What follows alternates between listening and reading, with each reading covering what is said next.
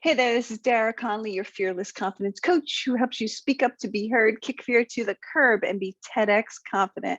I'm a TEDx speaker, author, and award-winning confidence coach who has helped thousands. And in this video today, I'm going to teach you my top 3 tips on how to speak assertively. Let's do it.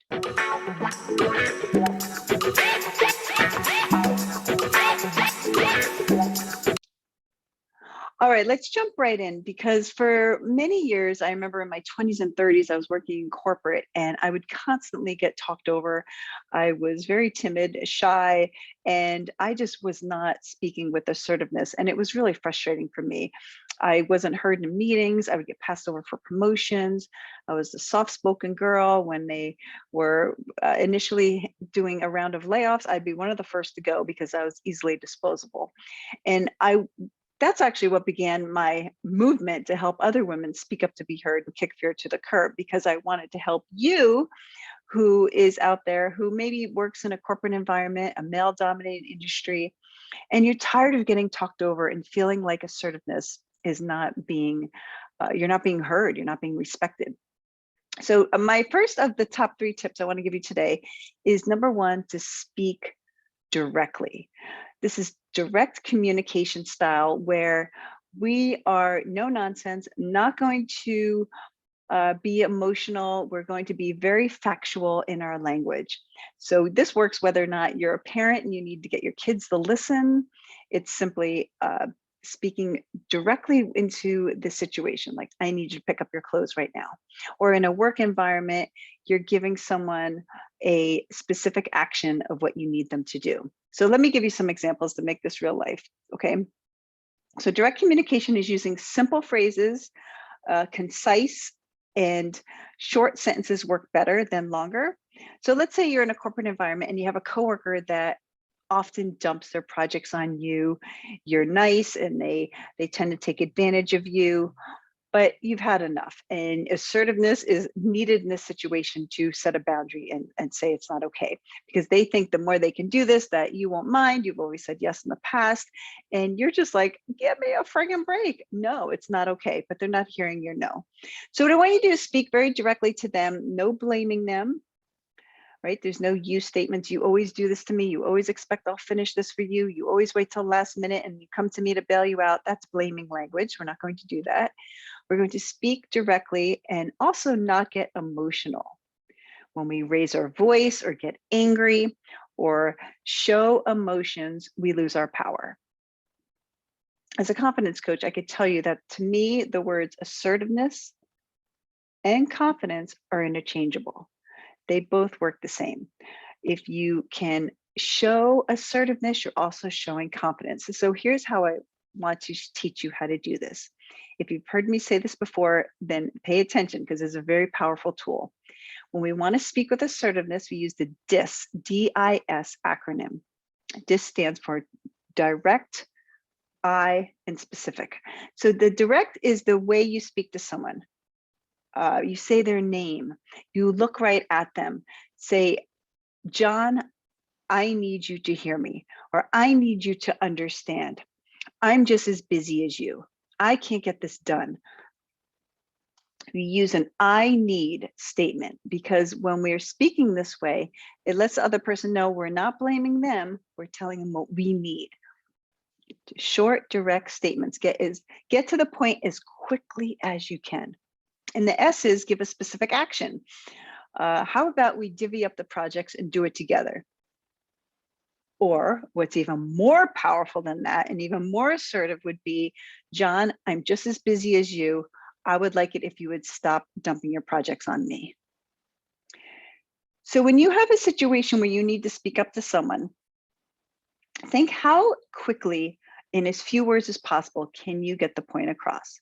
Maybe you have a teenager who is always throwing their clothes all over the house, making a mess. Does this happen to you?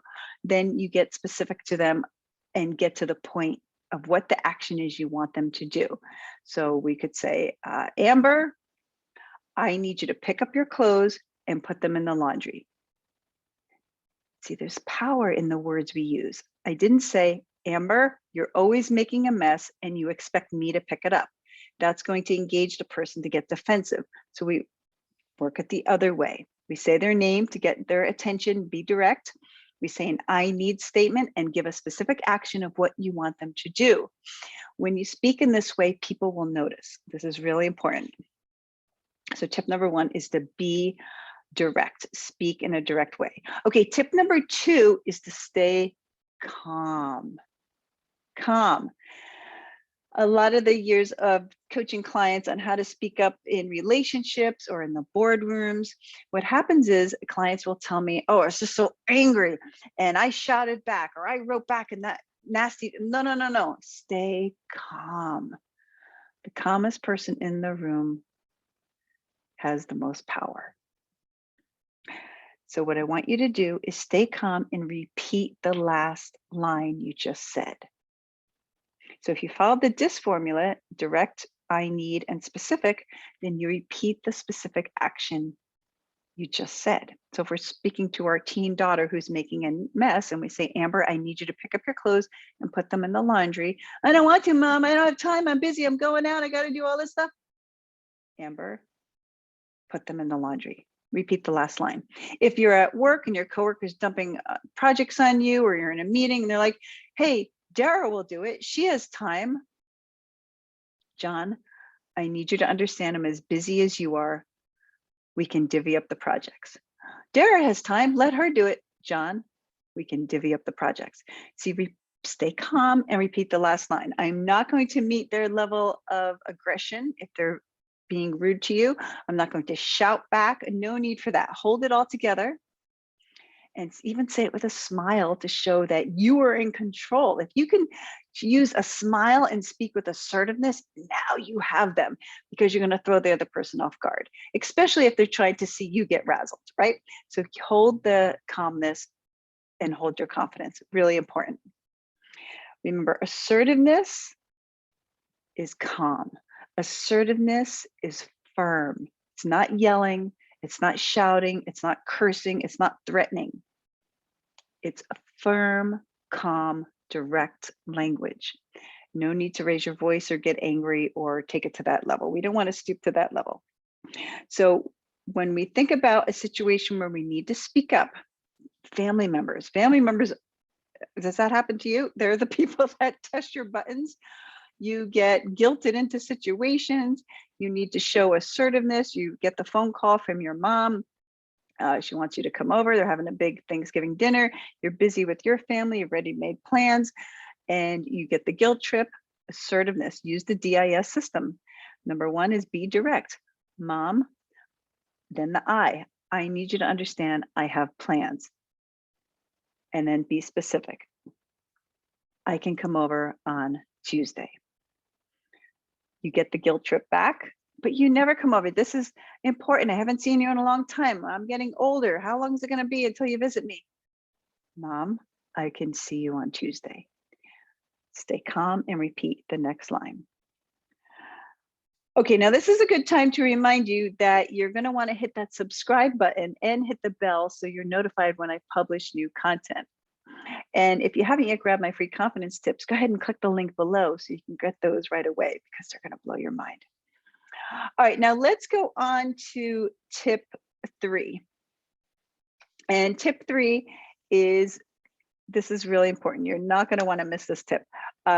In fact, I want to give you another example of how assertiveness works in our lives, because a lot of us have different people we need to speak up to, and certain situations require a little bit of finesse, especially if it's a family member and you've been dealing with this for a long time, or a close friend that always takes advantage of you and you're trying to hold firm, but they just don't listen. So let's say you have a friend who always dumps on you and asks if you can pick up their kids. They're busy. I can't do it. Kate, can you pick up my kids after school? You've always said yes in the past, so they're just assuming you're going to say yes this time. Now you're getting annoyed. You're tired of it. You need to be assertive. So we use the DIS system. Again, it's direct. Give a specific action. Karen, I need you to stay calm. I need you to understand I'm busy this week. I can't do that. Maybe next time. I need statement, not you always ask me to pick them up. I have no time for this. No blaming. Not even I want to. I really want to, but I can't. I'm going to be going to the dentist. See, when we do that, we're opening it up for negotiation. Don't say I want to or I can't, because now it's a discussion. No discussion. It's I need you to understand I can't do this, or I need you to know I'm busy. Notice I didn't tell them what I'm busy with, because we're not going to start that negotiation. State the facts, be direct as possible, stay as calm as possible. And when they ask you again, oh, come on, Dara, I really need your help, repeat the last line. I'm busy, maybe next time. That's the end of discussion. Okay, tip 3, here we go.